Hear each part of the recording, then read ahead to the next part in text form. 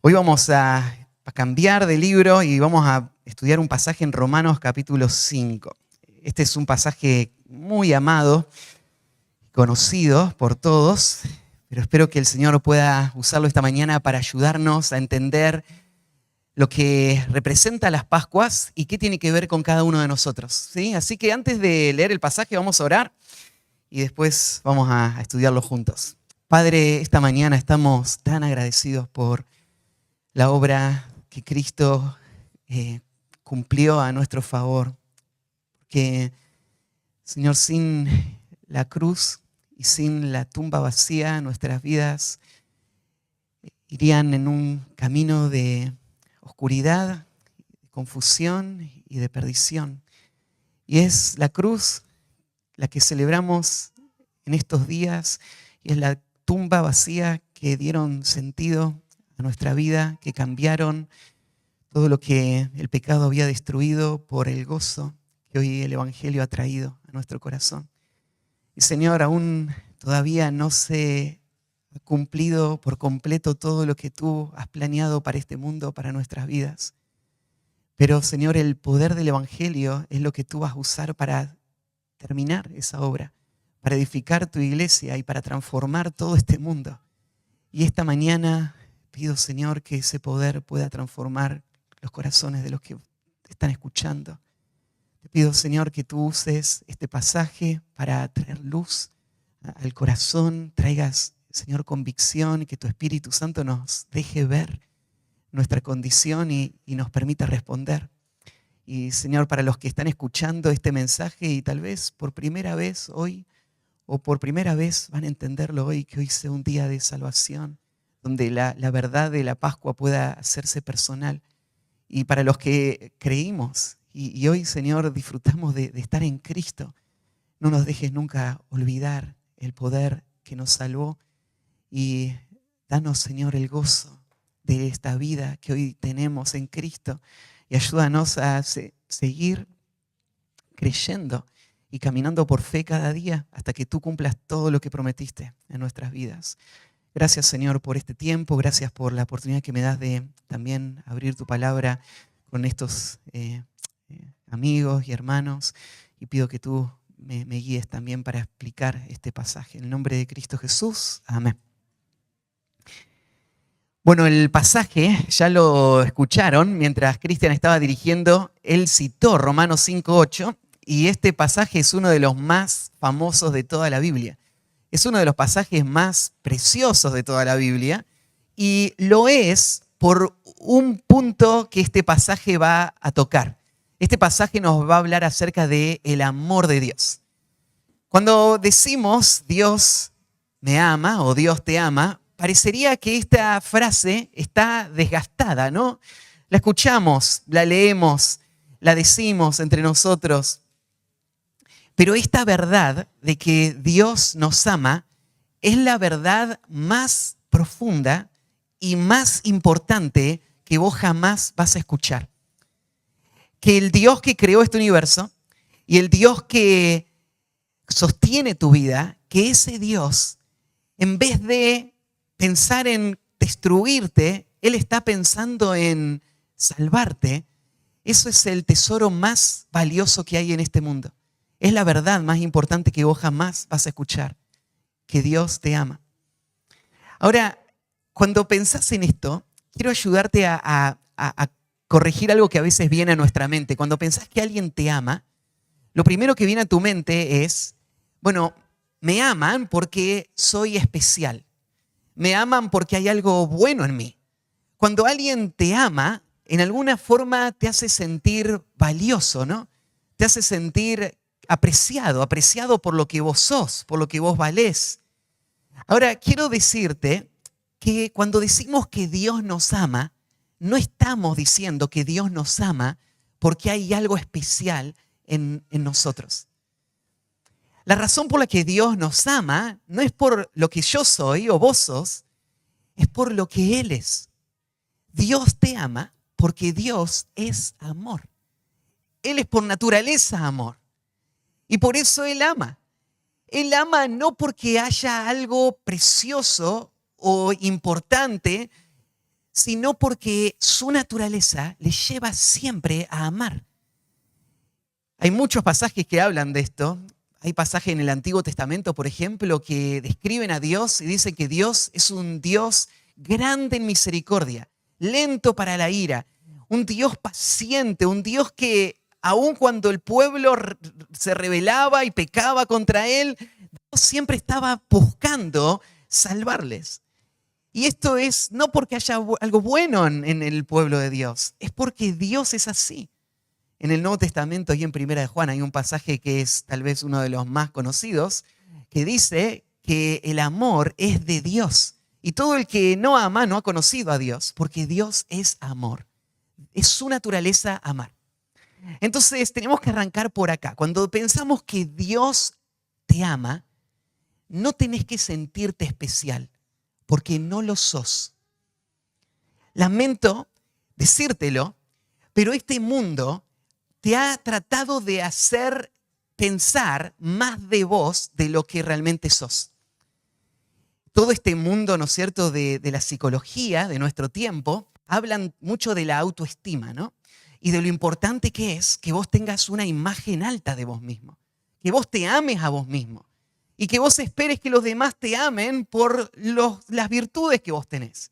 Entonces lo importante es que vos no pienses mal de vos, sino que pienses cosas buenas, positivas de vos mismo, ¿no? Entonces, tal vez cuando vos pensás, Dios me ama, lo has pensado como este mundo piensa del amor. Y has pensado, bueno, seguro que Dios me ama porque yo soy tan especial, tan valioso, que Dios estuvo dispuesto a dar lo más precioso que tenía para buscarme por lo importante que yo soy para Él. Pero la Biblia nos presenta una historia totalmente distinta. Y la historia que te presenta no va a ayudarte a tu autoestima, tu propia autoestima. Porque la historia que la Biblia presenta dice que no hay nada amable en tu vida. Cuando vos naciste en este mundo, vos estabas contaminado con una enfermedad del alma que se llama el pecado. Y ese pecado es contrario a la naturaleza de Dios. Dios es santo, santo y santo. Y por ser santo, Él odia el pecado. Y Él está irado contra el impío todos los días. Cuando Dios miró este mundo que Él había creado, pero que había sido corrompido por el pecado, no es que vio algo digno de su amor, sino que Él decidió amar por una iniciativa de sí mismo. Si no fuese a ser por el amor de Dios, y porque Él es amor, y porque Él quiso darnos gratuitamente ese amor, entonces nosotros no hubiésemos tenido esperanza. Nunca hubiésemos podido salir del pozo del pecado. Nunca hubiésemos agradado a Dios. Dios nunca hubiese sonreído sobre nuestra vida. Nada de lo que nosotros hacíamos agradaba a Dios. Nuestra vida hubiese seguido en un camino de dolor y destrucción hasta la muerte eterna.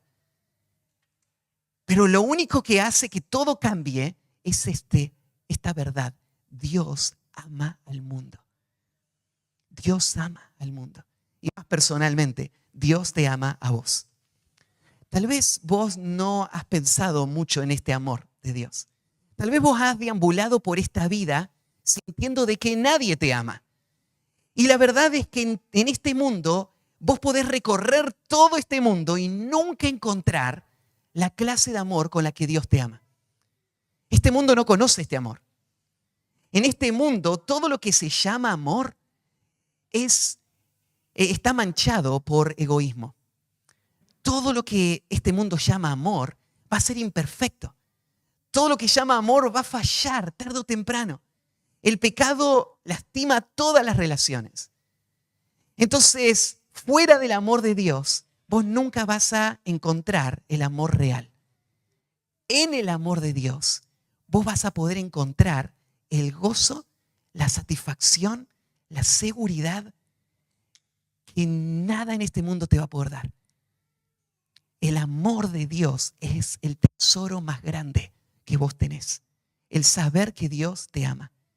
Y sí, no es que solamente Dios ama al mundo, Dios te ama a vos. A vos personalmente. A a mí personalmente, sin importar lo que hoy rodee tu vida, Dios te ama. Vos podés decir, Matías, pero vos no me conocés a mí. Vos no podés decir que Dios me ama. Vos no sabés las cosas que yo he hecho. No sabés las cosas de mi corazón. Nadie las sabe. En todo este mundo nadie conoce lo que pasa por mi mente y por mi corazón. Y estoy seguro que si hay un Dios santo, este Dios no podría amarme a mí. Porque yo veo todo esto que hay en mí y ni yo me amo a mí mismo. Yo veo, ¿no es cierto?, todo esto y pienso, nadie que me conociera realmente podría amarme. Y quiero decir, Dios no te ama por lo que sos. No se trata de lo que hayas hecho. Se trata de lo que Él es y de lo que Él hizo para mostrarte cuánto te ama. Si vos tenés alguna duda de que Dios te ama, y si nunca pensaste suficiente cuánto Dios te ama, este pasaje te va a ayudar. Porque este pasaje se escribió para que vos sepas cuánto te ama Dios. Y que conociendo cuánto te ama Dios, vos puedas encontrar en ese amor la única seguridad que puede librar tu alma de la condenación eterna y darte una vida llena de gozo y de paz. La paz de saberte amado por un amor que no cambia. Un amor que nunca va a abandonarte. Un amor que no te va a dejar y que va a ser fiel hasta el final. Un amor que te va a dar todas las bendiciones que Dios tiene para tu vida. Así que vamos a leer el pasaje. Vamos a leer Romanos 5, del 6 al 11, y vamos a hablar de un amor incomparable. ¿Sí? Ese es el título del mensaje de hoy, un amor incomparable. Dice el versículo 6 entonces. Porque Cristo, cuando aún éramos débiles, a su tiempo murió por los impíos. Ciertamente apenas morirá alguno por un justo. Con todo, pudiera ser que alguno osara morir por el bueno.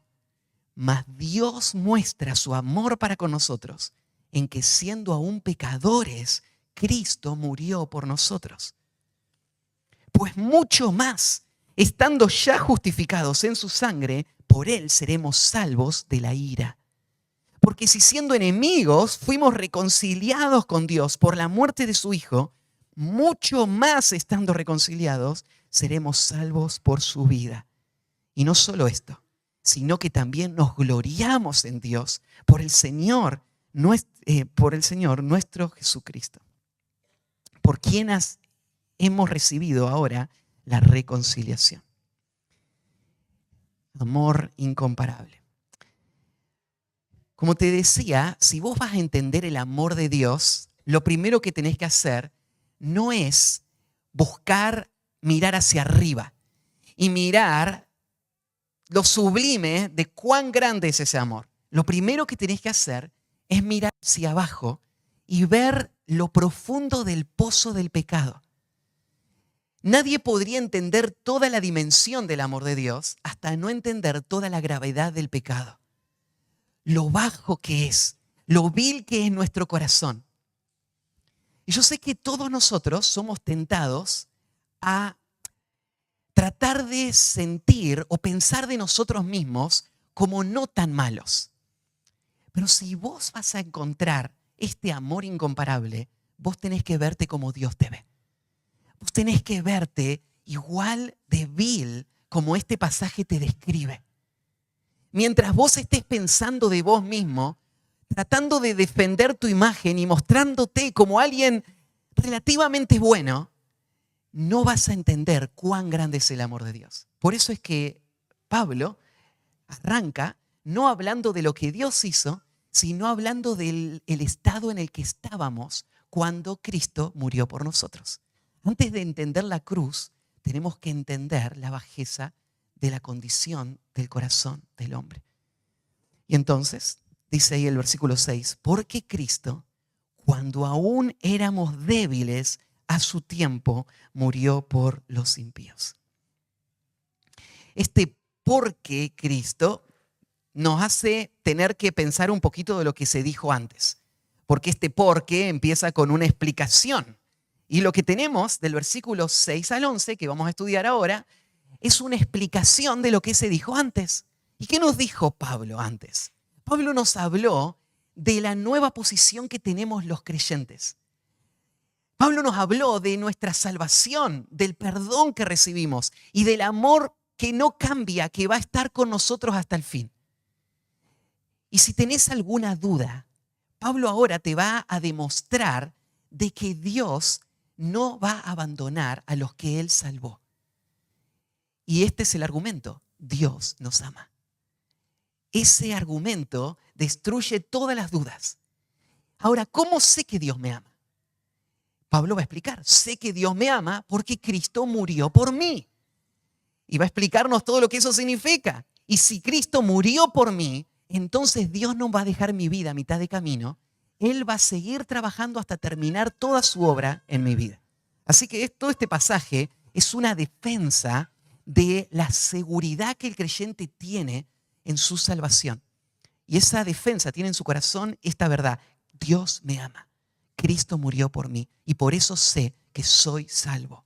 Por eso sé que fui perdonado. Por eso sé que no me voy a perder eternamente. Así que arranca con este porque Cristo, y ustedes saben que la palabra Cristo ahí se refiere al ungido de Dios, al Mesías prometido. Cristo, cuando aún éramos débiles, a su tiempo murió por nosotros. ¿Qué significa cuando aún éramos débiles? Bueno, esta palabrita débil tiene que ver con, a veces se usa para hablar de alguien que está enfermo, o alguien frágil, o alguien debilitado y sin fuerzas. Lo que está diciendo Pablo es que cuando Cristo murió para salvarnos, nuestra condición era de alguien totalmente impotente, totalmente incapaz en lo que se refiere a nuestra vida espiritual. ¿Saben que mucha gente no se ve así? Esta semana nosotros salimos a compartir con personas el mensaje del Evangelio. Y seguro que cuando estabas hablando con alguno, una de las cosas más difíciles era convencer a esta persona de cuán perdida estaba esta persona. Y esta semana hablamos con mucha gente. Y una cosa común de todos era esto: que no se veían tan perdidos. Pensaban: yo sé que me equivoco, yo sé que tengo vicios, yo sé que no siempre hago lo que tengo que hacer en casa con mi familia. Yo he cometido errores, como todos hemos cometido errores, pero también hago muchas cosas buenas, ¿no? Yo ayudo, yo hago cosas, ¿no es cierto?, que todos aplauden y ven que son buenas, que ayudan a la comunidad. Y este pasaje está ubicándonos donde realmente estamos. Este pasaje dice: éramos débiles. Débiles en cuanto a una vida de justicia. Débiles en cuanto a una vida que agrade a Dios. Hay muchos pasajes que explican esto mucho más.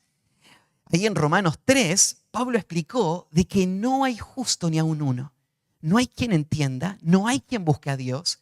Todos se apartaron, a unas se hicieron inútiles. No hay quien haga lo bueno, no hay ni siquiera uno. Esa palabra inútil suena muy fuerte, ¿no? Pero lo que está diciendo es que todos llegamos a este mundo corrompidos por el pecado de tal manera que no servíamos para hacer nada que sea aprobado por Dios. Toda nuestra vida estaba manchada por el pecado. Aún las cosas que vos considerás más buenas, si vos mirás un poquito más, vas a encontrar cómo el pecado las está manchando. Entonces una persona dice: yo hago muchas cosas buenas, yo ayudo a mis vecinos. Y el hecho de que te lo esté contando te muestra por qué ayuda a sus vecinos. Ayuda a sus vecinos porque él quiere que todos piensen que él es una persona buena. Y al final no es que había amor por los vecinos, solamente había un interés de mostrar una imagen, de sentirse bien él mismo con sus propias buenas acciones. Pero una acción pura, una acción de amor real, una acción que busque la gloria de Dios, no existe en el mundo entero.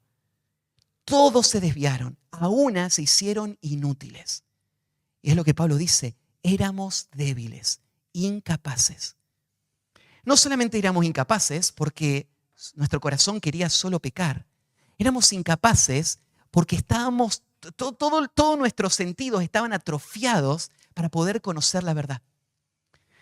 Pablo mismo, en su carta a los Corintios, dice que todos nosotros antes estábamos cegados por el enemigo.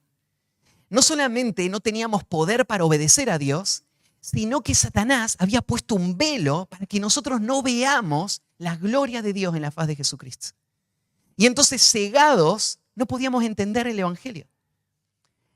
Pensalo así, vos fuiste salvado, vos fuiste creado para que Dios muestre su gloria en tu vida. Vos fuiste creado para que ames a Dios con todo tu corazón, mente, alma y fuerza. Pero vos naciste y creciste viviendo para tus propios deseos. Y vos no tenés ninguna intención de cambiar eso. ¿Y por qué no tenés ninguna intención? Porque no entendés la realidad espiritual. No entendés quién sos. No entendés quién es Dios. No entendés lo que viene después de esta vida. No lo entendés. Tu corazón está endurecido. Está tan endurecido que aún estando a un paso de la muerte y de la condenación eterna, vos no tenés miedo. Vos deberías estar aterrado de enfrentar a Dios. Pero ¿por qué no estás aterrado? ¿Por qué vivís todos tus días normal? Viviendo solo el día a día, disfrutando de las cosas de este mundo. Porque no entendés. No entendés tu condición espiritual. No entendés quién es Dios. No entendés quién sos vos delante de Dios. Entonces, débil en cuanto a la justicia, débil en cuanto a la obediencia. Hay otros pasajes que amplían esta imagen. Mirá, por ejemplo, en Efesios capítulo 2, dice, y Él os dio vida cuando estabais muertos en vuestros delitos y pecados, en los cuales anduviste en otro tiempo, siguiendo la corriente de este mundo, conforme al príncipe de la potestad del aire, el espíritu que ahora opera en los hijos de desobediencia, entre los cuales también todos nosotros vivimos en otro tiempo, según los deseos de nuestra carne, haciendo la voluntad de la carne y de los pensamientos, y éramos por naturaleza hijos de ira, lo mismo que los demás. Otro pasaje que nos explica cuán débil éramos. Este pasaje dice, lo que vos tenés que imaginarte, lo débil que vos sos cuando vos nacés, es esto. Imagínate un cadáver que está flotando en una corriente que se dirige a una tremenda catarata. ¿Qué podría hacer ese cadáver para evitar el desastre final? Totalmente incapaz, solamente arrastrado por la corriente. Y nosotros no pensamos que eso es lo que pasa. Cuando vos decidís pecar, vos creés que vos estás queriendo vivir esa vida. Pero la Biblia dice no sos vos. Hay un espíritu en este mundo, el enemigo, Satanás mismo, que está controlando todo este sistema. Y vos sos totalmente incapaz de resistirlo. Vos vas atrás de tus deseos. Vos seguís el pecado y vas hacia el precipicio, hacia la catarata. Yo te decía, vos no vas a entender cuán grande es el amor de Dios hasta no entender qué tan grave era tu condición. Para que vos entiendas el valor que tuvo la muerte de Cristo para salvarte de esa condición, vos tenés que sentirte en ese lugar de peligro frente a tu perdición. Un autor lo decía así, vos no vas a disfrutar el valor de la libertad y de la vida y de la salvación hasta que no te veas como un criminal condenado a muerte que fue guiado hasta la horca y le pusieron la soga en el cuello y está a punto de abrirse la compuerta. Y cuando te sacan esa soga, ahí vos entendés de lo que fuiste librado. Si vos querés entender lo que significó la cruz de Cristo, tenés que verte como ese criminal con la soga al cuello. Como ese criminal a punto de ser ejecutado. Por tu culpa, por tu pecado. La Biblia dice que somos pecadores y nuestro pecado merece el juicio de Dios. Pero en esa condición, a su tiempo, y esto muestra también la soberanía de Dios en toda la salvación, ¿no? Porque la vida y muerte y resurrección de Cristo fue predicha con siglos de anticipación. Y nada salió del cronograma. La agenda de Dios se cumplió perfectamente. Y la muerte de Cristo sucedió en el tiempo de Dios, a su tiempo. Esta expresión, a su tiempo, te muestra esto, ¿no? Que el día de la crucifixión, ese día fue un día planeado por Dios desde el principio de la historia. Y toda la historia antes fue llevando hasta ese clímax. Y toda la historia después de la cruz solamente mira para atrás a ese día, el día más importante de la historia humana. El día donde Cristo pagó por el precio del pecado de la humanidad. A su tiempo, en el día indicado. Pero quiero que pienses algo más. La muerte de Cristo fue a su tiempo. Pero ¿sabes qué? La obra que Dios hace para salvar al alma perdida también es a su tiempo. Vos creíste que hoy estabas acá porque vos pensaste que ibas a venir. Y quisiste venir. Pero ¿sabés que Dios tiene un tiempo en el que Él obra en los corazones? Y cada uno de los que hemos sido salvados puede recordar cuándo fue y cómo fue. Y puede ver cómo Dios fue tan sabio preparando todo y creando ese momento y abriendo su corazón y sus ojos. Y a su tiempo Dios llegó con su salvación. Y hoy puede ser ese tiempo. De hecho, Jesús dice, hoy es el tiempo. Hoy es el día de salvación. A su tiempo, mira lo que hizo Jesús, murió por los impíos. Recién decíamos que si vos querés pensar en tu condición, una de las cosas que tenés que pensar es impotente, incapaz. Vos nunca vas a agradar a Dios. Vos nunca vas a sobrevivir a ese juicio cuando te presentes delante del tribunal para rendir cuenta por tu vida. Vos sos pecador, sos impotente. Pero no solamente sos impotente, la otra expresión, murió por los impíos. Este es otro concepto. No solo incapaz, sino rebelde, pecador, vil. La palabra piedad, pío, ¿no es cierto?, nos hace pensar en una vida que está enfocada en Dios, una vida que honra a Dios, una vida que ama a Dios, una vida que se rinde a Dios. Entonces la palabra impío es lo contrario, es no pío. ¿Qué es un impío? Es una persona que vive para él mismo. Es una persona que no considera a Dios, que no teme a Dios, que no ama a Dios, que no usa lo que Dios le dio para la gloria de Dios. Lo usa para sí mismo, como si Él fuese Dios. Él es un impío. Esta es una palabra tremenda. Aparece en muchos pasajes para advertir sobre el destino de los impíos. Por ejemplo, en 2 de Pedro 3:7, mira lo que dice de los impíos. Dice, pero los cielos y la tierra que existen ahora están reservados por la misma palabra, guardados para el fuego en el día del juicio y de la perdición de los hombres impíos. Lo que está diciendo es que estas personas que hoy viven para sus deseos, dando la espalda a Dios, sin considerar a Dios, no para la gloria de Dios, hoy parece que les está yendo bárbaro. Pero este cielo y esta tierra están siendo reservados, guardados, para un día, el día del juicio, donde Dios va a destruir este mundo y ese va a ser el día de la perdición de todos los impíos. Yo te decía lo aterrador de esto, es que Pablo está describiendo, ¿no es cierto? Esa era nuestra condición. Vos eras un impío, vos ibas rumbo a esa condenación. Vos estabas siendo pacientemente guardado para el día en donde la destrucción iba a llegar, para todos los impíos.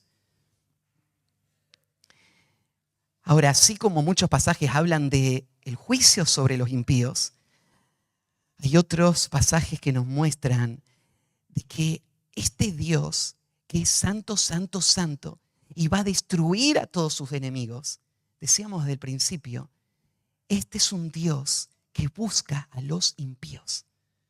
Por eso es tan llamativa esta frase, murió por los impíos. ¿Te das cuenta de lo poderosa que es esta expresión?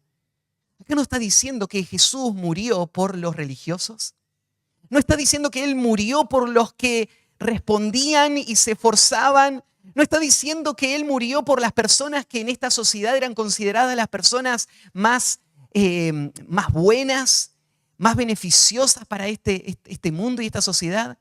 No, eligió la palabra más dura y la unió a esta expresión. Cristo murió por los impíos. Por ello murió Cristo. Y déjame decir esto, Cristo murió solo por los impíos. Él no murió por personas que no sean impías. Esto es la locura de tratar de ganar el favor de Dios con tus propios esfuerzos. Es que si vos no te ves impío, si vos no te ves incapaz, vos no calificás para aquellos por los cuales Cristo murió. No, lo que vos necesitás es reconocer cuán pecador sos y usar esta expresión, soy impío. Y esto es lo que Pablo dice, por ejemplo, ahí en 1 de Timoteo, capítulo 1, versículo 9. Pablo dice que el evangelio no es para los que cumplen la ley. Si vos te considerás una de esas personas religiosas y estás escuchando, Matías, vos me estás hablando de algo que para mí no tiene ningún sentido. Yo nunca fui tan malo, nunca hice tantos pecados, nunca merecí el infierno. Desde chiquito siempre tuve una intención de honrar a Dios, de ir a la iglesia, de hacer las cosas bien. Me he equivocado, pero no soy un impío. Así que no me vengas a decir eso. Bueno, entonces, el evangelio no es para vos.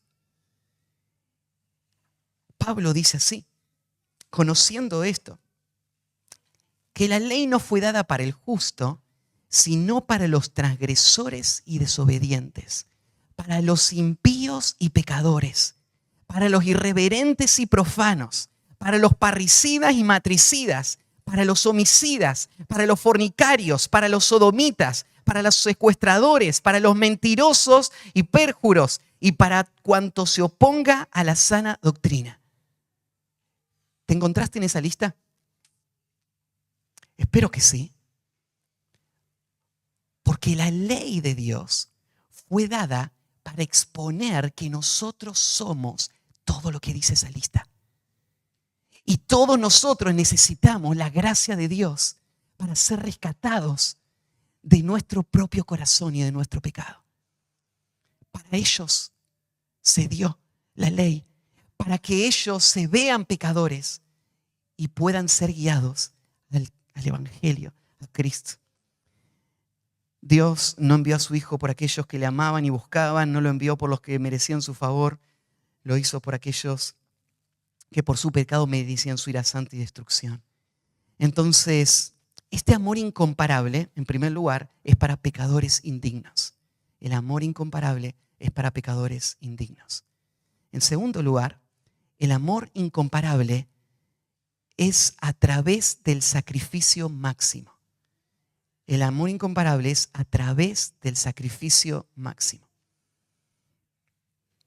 Lo que vas a ver en el versículo 7 y 8 es una descripción de un amor que no existe en este mundo, fuera del amor que Dios da y el amor que Él pone en el corazón de personas. Por eso lo llamé a un amor incomparable, porque no tiene igual. Mirá cómo lo describe acá Pablo, versículo 7. Ciertamente, apenas morirá alguno por un justo. Con todo pudiera ser que alguno osara morir por el bueno, más Dios. Está haciendo una comparación, Pablo, del amor humano. Y está tomando las expresiones más elevadas del amor humano. Pensá en esto, pensá en que una persona esté dispuesto a dar su vida por otro. Uno diría, esta es la expresión de amor más grande que este mundo conoce, ¿no? Y esto no es algo muy común. Cuando llega el momento de la verdad, el corazón egoísta tiende a protegerse, tiende a buscar por sus propios intereses. Pero a veces pasa que alguna persona esté dispuesta a dar su vida por alguien que él considera que merece que él dé su vida por él. Hay un vínculo, hay una relación, un padre por un hijo, un amigo por su amigo. Y estas historias a veces aparecen por ahí, ¿no? Y se hacen películas de estas historias y se narran estas historias porque no es muy común. Es lo que Pablo está diciendo. Esto no pasa muy seguido, ¿no? Pero ahora quiero que tomes esa expresión del amor humano, el más alto que este mundo conoce, y quiero que lo compares con el amor de Dios. Porque arranca el versículo 8 con este más Dios. Dios se contrasta con este amor. El amor de Dios no es como el amor de un amigo que da su vida por su amigo. El amor de Dios es otra cosa. Es una cosa totalmente distinta. Es tan diferente que es un contraste total. Así es el amor de los hombres y Dios no tiene nada que ver con ese amor. El amor de Dios es totalmente distinto. ¿Cuál es el amor de Dios? Más Dios muestra su amor para con nosotros, en que siendo aún pecadores, Cristo murió por nosotros. Antes, déjeme ir paso por paso. Dice, más Dios muestra su amor. ¿Sabe lo que está diciendo? No solo Dios mostró su amor, sino que lo muestra aún hoy. Para todas las personas que escuchan la historia de la cruz, para todos los que ven lo que pasó ese día y pueden verse perdidos con la soga al cuello y pueden entender lo que pasó en esa cruz, lo que esa cruz representa es una imagen, es un despliegue único que refleja cuánto Dios nos ama. Eso fue la cruz, ¿sabías? Esa fue la intención de Dios en la cruz. Lo que Dios buscaba en esa cruz es sacar a relucir quién Él es. Él quiso que el universo entero conozca cuánto Él ama. Esa cruz es imposible para nosotros de entender por muchas razones. Pero esa cruz fue una imagen gráfica y visible de este principio, de la dimensión del amor de Dios. Y por eso es esta palabra, más Dios muestra.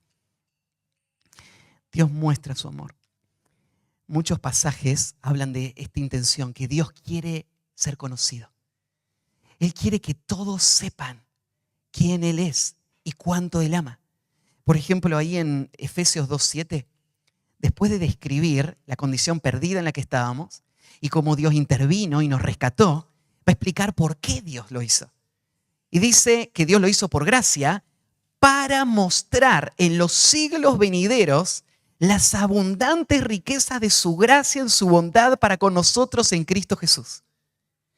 Por toda la eternidad, todo lo que se va a cantar en el cielo, todo lo que de lo que se va a hablar en el cielo, es de lo que estamos hablando acá hoy.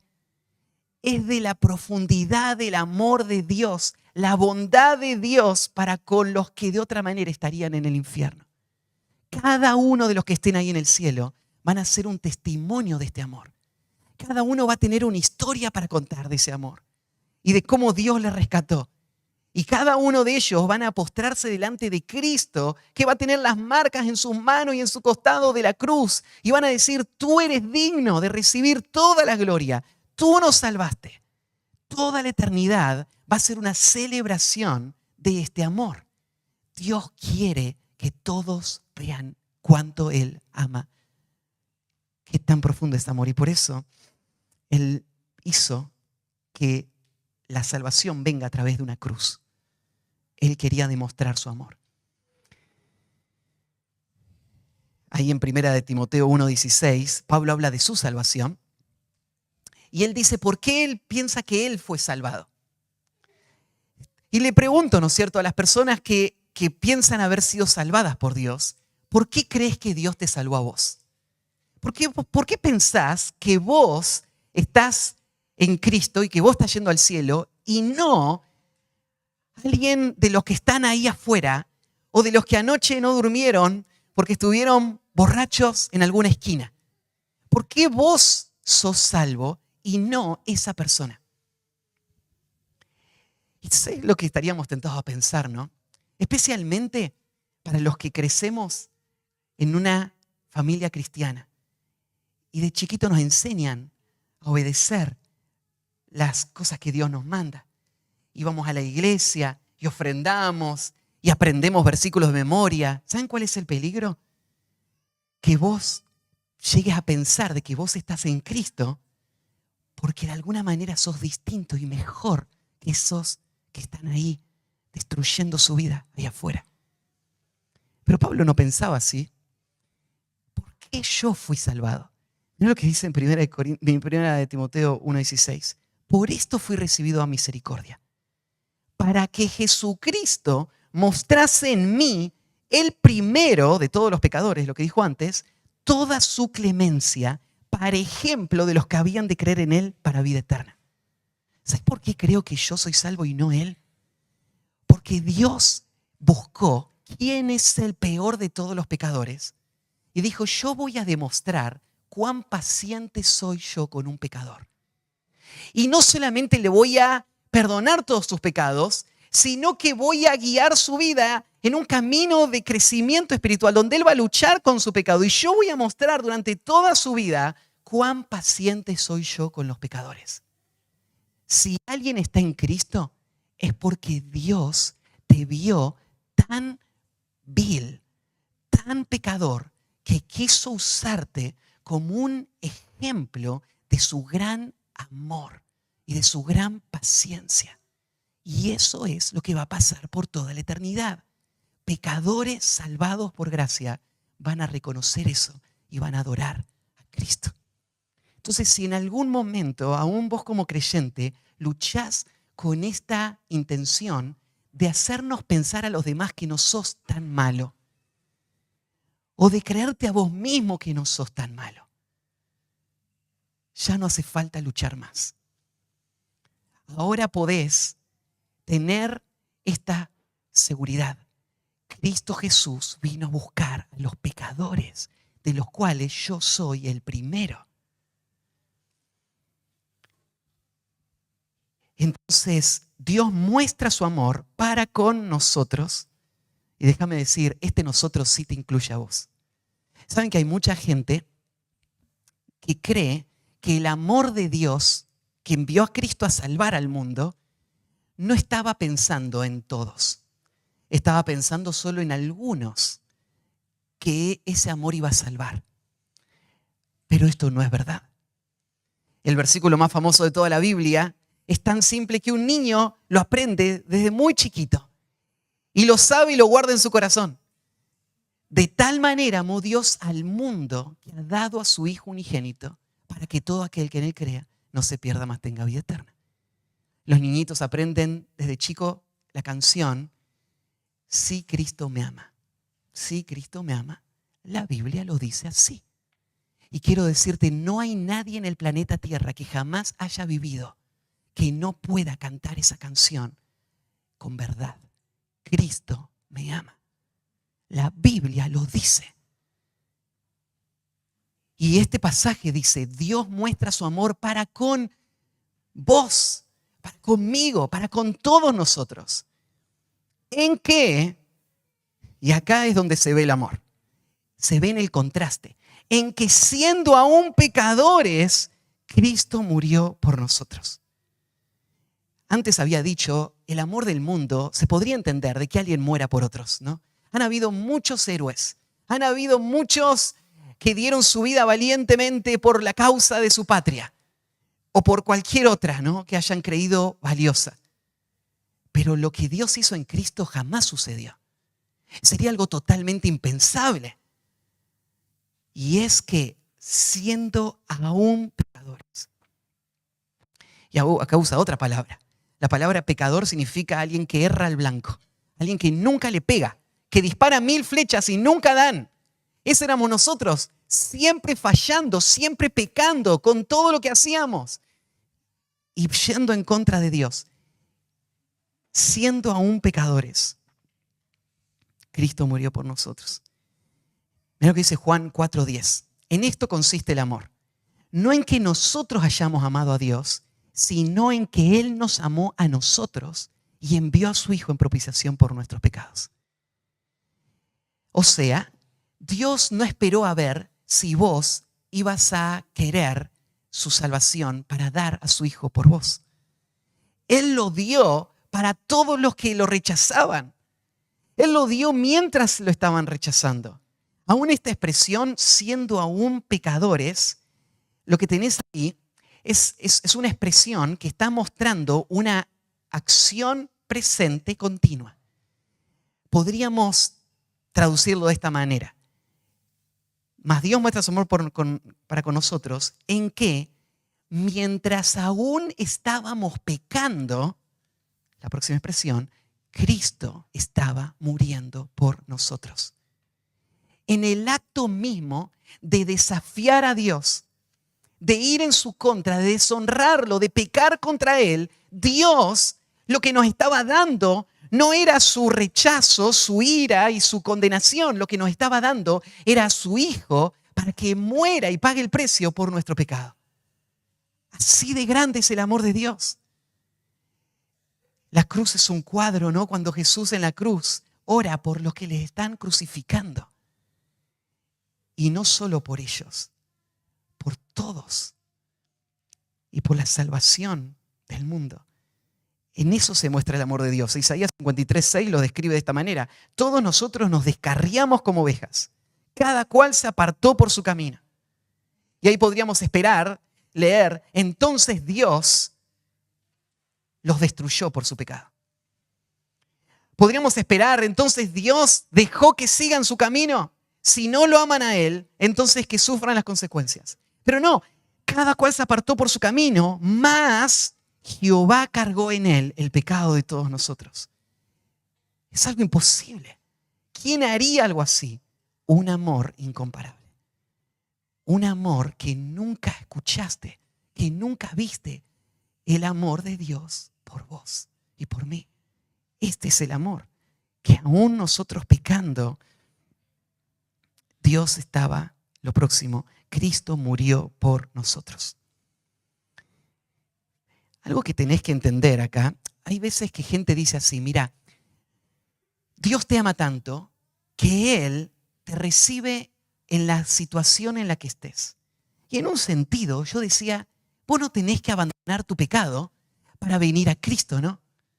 Él ama a pecadores porque Él quiere salvar a estos pecadores. ¿Pero qué significa salvar a los pecadores? Significa salvarlos del pecado. Claro que Cristo murió mientras nosotros estábamos pecando, pero Él no murió para dejarnos en nuestro pecado. Él murió para salvarnos de nuestro pecado. Salvarnos de la condena de nuestro pecado, pero salvarnos también del poder del pecado. Salvarnos de la presencia del pecado. Salvarnos del pecado para siempre. Entonces, cuando un pecador se ve perdido y ve a Cristo viniendo y salvándole, ese pecador va a correr a Cristo y abandonar ese pecado.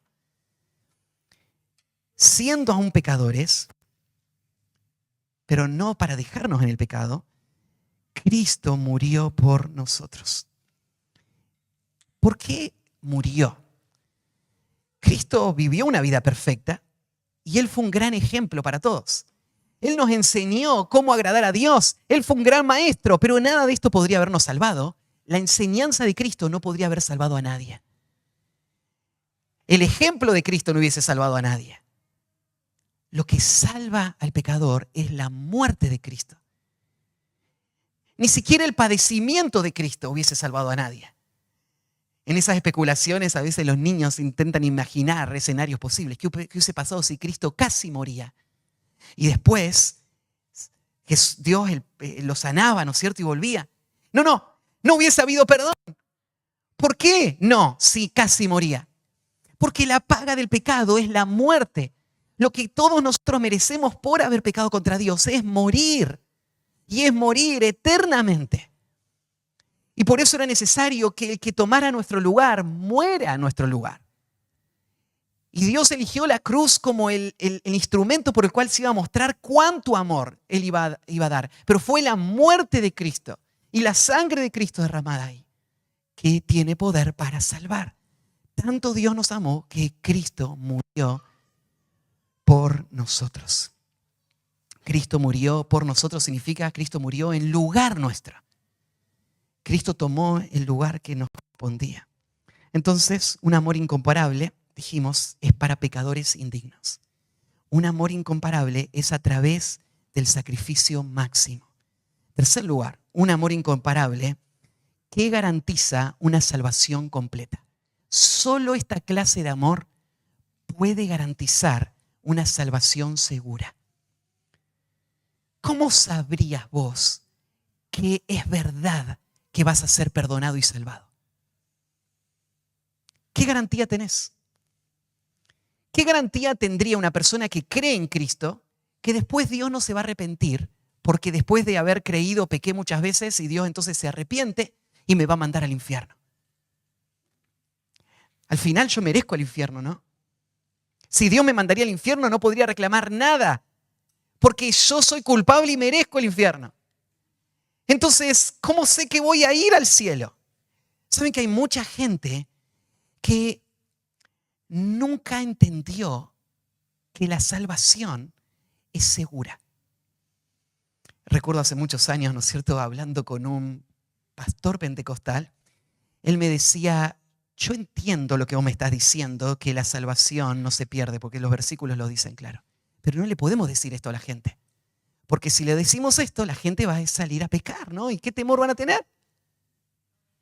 Lo que este hombre no entendía es que lo que motiva a un creyente a vivir una vida de obediencia a Dios no es el temor de la condenación eterna, sino que es el amor de Cristo. Es la grandeza de ese amor con que Él fue amado, que hace que Él quiera vivir para ese Salvador que le salvó, le perdonó. Una persona que vino a Cristo para ser salvado del pecado, claramente no quiere vivir en ese pecado. Entonces no tiene que ver con amenazar a las personas. Y alguien dice, bueno, ustedes son de estos salvos siempre salvos, ¿no? Entonces, no importa lo que hagas, vas a igual ir al cielo. Bueno, la Biblia no te dice que vos podés ir al cielo sin justicia, sin santidad, nadie verá a Dios. Y todos los que son realmente salvos van a vivir una vida que va a mostrar este fruto de santidad. Vamos a vivir ocupándonos de nuestra salvación con temor y temblor. Todo el tiempo de nuestra peregrinación vamos a vivir en temor al Señor. No en indolencia hacia nuestro pecado. Pero la salvación no se trata de mí. No se trata de lo que yo hago o dejo de hacer. ¿Cómo sabe una persona que es salva? Y esta es la respuesta. Dios me ama y Cristo murió por mí. Y eso es todo lo que necesito saber. Él no me va a abandonar y Él me va a guardar hasta que yo tenga todo lo que Él me prometió. Y es lo que dice el próximo versículo. Mira el versículo 9. Pues mucho más. O sea, lo que está presentando Pablo es un argumento lógico. Está diciendo, si una persona fue rescatada de la perdición por el amor de Dios, ¿qué lógica te llevaría a pensar de que esta persona que fue rescatada ahora va a ser abandonada por Dios porque no fue fiel después? No. Mucho más todavía. Si Dios mostró tal poder y tal amor para salvarnos cuando éramos sus enemigos, mucho más ahora que somos sus hijos. Entonces, mucho más, mira lo que dice, estando ya justificados en su sangre. El pecador, que se vio pecador, que entendió lo que Cristo hizo por él, que clamó al Señor, invocó el nombre del Señor y fue perdonado por Dios, fue justificado en la sangre de Cristo. Justificado significa que fue declarado justo, fue hecho justo a los ojos de Dios, con la justicia de Cristo para siempre, por medio de la sangre. Y ahora entonces mucho más, por Él seremos salvos de la ira. Si fuimos justificados, si ahora delante de Dios vos estás limpio, no por lo que vos hiciste, sino por lo que Cristo hizo por vos y por su sangre, entonces, mucho más, podés esperar que Dios te va a salvar de la ira. ¿A qué se refiere la ira? Cuando arrancábamos, yo les hablé de ese día de ira, el día que está reservado para los impíos, ¿no? Este día que en Primera de Tesalonicenses 1:10 dice que Dios va a librar a sus hijos de la ira venidera. Y en 2 de Tesalonicenses 1 del 7 al 9 también dice, y vosotros que sois atribulados, daros reposo con nosotros cuando se manifieste el Señor Jesús desde el cielo con los ángeles de su poder en llama de fuego para dar retribución a los que no conocieron a Dios ni obedecen al evangelio de nuestro Señor Jesucristo, los cuales sufrirán pena de eterna perdición, excluidos de la presencia del Señor y de la gloria de su poder. Ese es el día de la ira. El día de la ira es el día en que todos los que rechazan el evangelio van a ser excluidos de la presencia de Dios y sufrir en el tormento eterno. ¿Vos entendés la trascendencia que tiene lo que está pasando ahora en este momento? En este momento yo te estoy predicando el evangelio, las buenas noticias del amor de Dios. Y vos vas a decidir qué vas a hacer. Vos podés creer el evangelio y someterte al evangelio. Vos podés seguir a Cristo como tu Salvador y Señor. Vos podés abandonar tu pecado y ahora confiar en que Cristo te va a librar del pecado y te va a salvar eternamente. O podés rechazar el evangelio. Este versículo dice que el día de la ira es para todos los que lo rechacen. Ese día de la ira no es para las personas más malas de este mundo, es para todos los que rechazaron el amor de Dios. Es que si vos lo pensás, ¿qué podría haber más horrible, más vil que despreciar el amor de Dios? Ningún pecado que vos jamás cometas va a ser tan horrible como rechazar el amor de Dios, que dio a su Hijo, que murió en una cruz para librarte de tu pecado. Vos estás obligado a responder ese mensaje con obediencia, con gratitud, con amor y seguir a Cristo. Pero los que han sido justificados por Él, por Cristo, van a ser salvos de la ira. Versículo 10 reafirma esto. Porque si siendo enemigos, y esto es lo que éramos de nacimiento, éramos enemigos porque nosotros estábamos en contra de Dios. Y Dios estaba por destruirnos. Pero siendo enemigos, fuimos reconciliados. Mira, recién vimos, fuimos justificados y ahora fuimos reconciliados. Ya no hay ira. Vos decís, Matías, pero yo sigo pecando. Yo creí en el evangelio. Yo le pedí a Cristo que me salve, pero yo pequé. Seguramente Dios sí está enojado conmigo. ¿Y qué dice Efesios capítulo 2? Nosotros antes éramos hijos de ira. Ya no. Ya no hay más condenación. Claro, tu pecado va a traer castigo y un castigo severo. Para sus hijos, Dios a quien ama castiga, ¿no? Y el castigo de Dios es muy severo.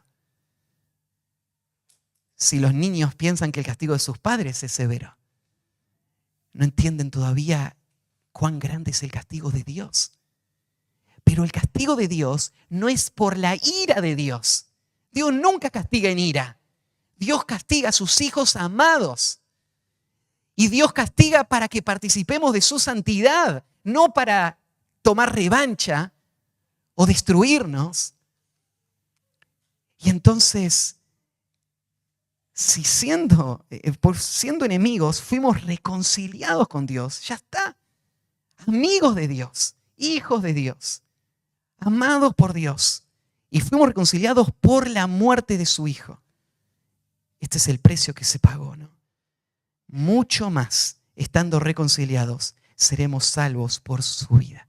Mira, si la muerte de Cristo pagó la culpa, me justificó y me hizo ahora amigo de Dios, ahora que Cristo ya no está más muerto, ahora Él está vivo por la vida de Cristo, ¿cuánto más la vida de Cristo no va a terminar la obra que esta salvación comenzó en mí? Y esta es la buena nueva del Evangelio. Cristo no solo murió, Él está vivo. Y si la muerte de Cristo puede perdonar, ¿cuánto más la vida de Cristo puede terminar la obra que comenzó en nuestro corazón, la gracia del Señor? Mucho más, estando reconciliados, seremos salvos por su vida. Entonces, el amor incomparable es para pecadores indignos, es a través del sacrificio máximo, un amor que garantiza una salvación completa. Y solo para terminar el último versículo, amor incomparable, la fuente de un gozo permanente.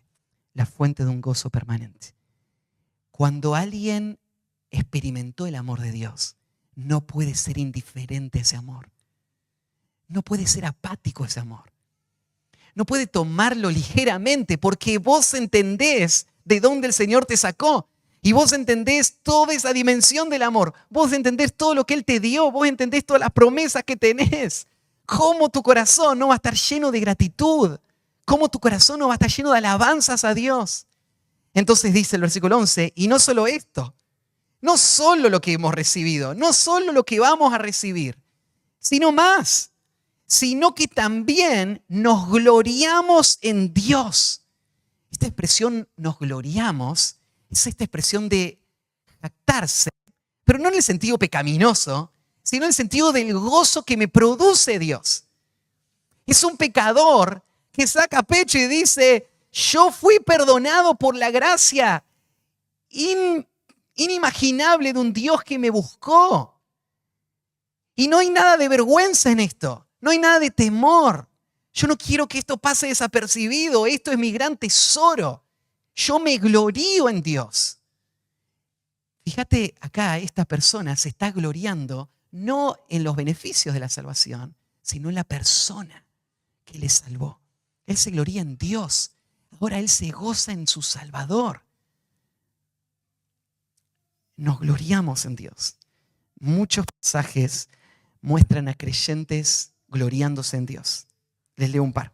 Salmo 32:11 dice, alegraos en Jehová y gozaos, justos, y cantad con júbilo todos vosotros los rectos de corazón. En el capítulo 43, Salmo 43:4, entraré al altar de Dios, al Dios de mi alegría y de mi gozo, y te alabaré con arpa, oh Dios, Dios mío. En Isaías 61:10 dice así, en gran manera me gozaré en Jehová. Mi alma se alegrará en mi Dios, porque me visitó con vestiduras de salvación, me rodeó de manto de justicia, como a novio me atavió y como a novia adornada con sus joyas. En gran manera me gozaré en Jehová. ¿Es esa la determinación de tu corazón? ¿Has conocido ya el amor de Dios?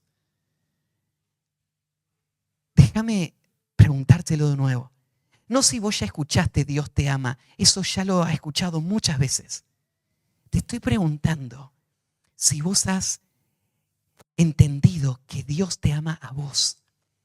Si vos has entendido con cuánto amor Dios te amó. Si vos has entendido la profundidad de tu pecado y la grandeza de su gracia. Si vos has entendido el sacrificio que implicó salvarte. ¿Has entendido vos el amor de Dios? ¿Los has experimentado o no? Y no estoy hablando de teoría. Estoy hablando de tu confianza en este amor. Estoy hablando de el saberte salvo. El del saber que Cristo te perdonó a vos tus pecados. ¿Has experimentado este amor ya? ¿Ha producido este amor, este fruto en tu vida? ¿Te glorias vos en Dios? ¿Es este tu gozo? ¿Es esta tu pasión? ¿Es esta tu meta en esta vida? Vivir para Dios, amarlo a Él, disfrutar de la salvación que Él te dio y seguir a Cristo. ¿Te glorias en Dios? Esto es lo que dice Pablo. No solo esto, también nos gloriamos en Dios por el Señor nuestro Jesucristo. Acá este pasaje, claro que no está diciendo que Jesucristo no es Dios, sino que Pablo está haciendo una distinción de la obra que el Padre hizo y el rol que Cristo tuvo en nuestra salvación. Entonces nos gloriamos en Dios, alabamos al Padre por medio de la obra de Jesucristo, por quien hemos recibido ahora la reconciliación. Acá estamos, en el pueblo de Dios, salvados por gracia, amados por el Padre y disfrutando de ese amor para siempre, sin ningún temor de jamás perderlo, porque el amor de Dios es un amor que no cambia. Es un amor fiel, es un amor que no se basa en lo que yo hice. Él no me salvó porque yo valía algo. Él me salvó porque Él me quiso amar. Y yo no sigo salvo porque yo ahora sí muestro porque soy digno de ese amor. Sigo salvo porque ese amor no cambia nunca, porque es de un Dios que no cambia. El amor de Dios es la única garantía que tenemos de nuestra salvación eterna. Y cada vez que vos luches en tu corazón con tu pecado y te desanimes por tu pecado, lo que tenés que hacer es gloriarte en Dios por medio de Jesucristo, que te reconcilió con Él. Y esa gloria, ese gozo, es el fruto de esta salvación que el Señor quiso darnos. Vamos a terminar orando. Vamos a cerrar nuestros ojos y tener una actitud de reverencia y de oración.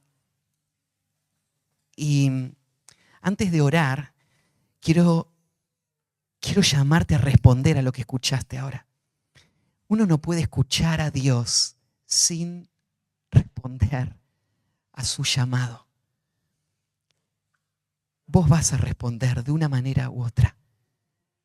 Tu silencio, indiferencia o apatía van a ser tu respuesta.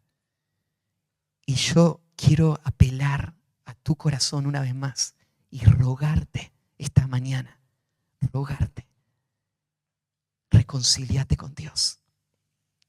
Vení a Él. Él te ama más de lo que nadie jamás te amó. Ese amor nunca te va a dejar.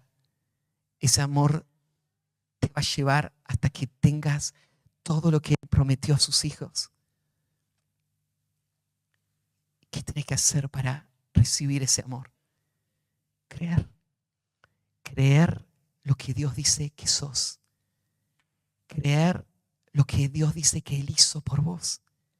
Creer lo que Dios dice que puede hacer con tu pecado. Y lo que tenés que hacer es invocar el nombre del Señor. Ahí en el silencio de tu corazón. Habla con Dios. Invoca al Señor. Hablale a Dios. Con las palabras que salgan de tu corazón, pedile misericordia. Decile a Cristo, Cristo, yo soy ese pecador que hoy se describió. Sálvame. No quiero seguir en ese pecado. No tengo otra opción, no hay nadie más a quien ir. Sálvame. Creo que moriste, resucitaste por mí. Sálvame. Para todos los demás, gócense en su Salvador. No hay razón para estar tristes hoy. Hoy es un día de celebración. Hoy es un día para la gratitud. Hoy es un día para gloriarte en Dios, tu Salvador. Ahí en tu corazón, alaba a Dios. Déjeme orar. Padre, esta mañana este pasaje nos dejó ver tu corazón con tanta claridad y vimos, Señor, algo que no existe en ningún otro lugar. Un amor incomparable. Y, Señor, ahora es tu obra en nuestros corazones que va a traer el fruto de haber visto ese amor. Trae convicción, trae deseo por Cristo. Ayúdanos a crecer en una vida de rendición a ese que nos amó tanto. Y, Señor, entregamos nuestras vidas en tus manos. Tú eres el único que nos puede sostener. Nuestro corazón es frágil, es pecador. Te necesitamos, guíanos hasta terminar bien nuestra carrera. Y danos, Señor, todo lo que en tu gracia nos has prometido.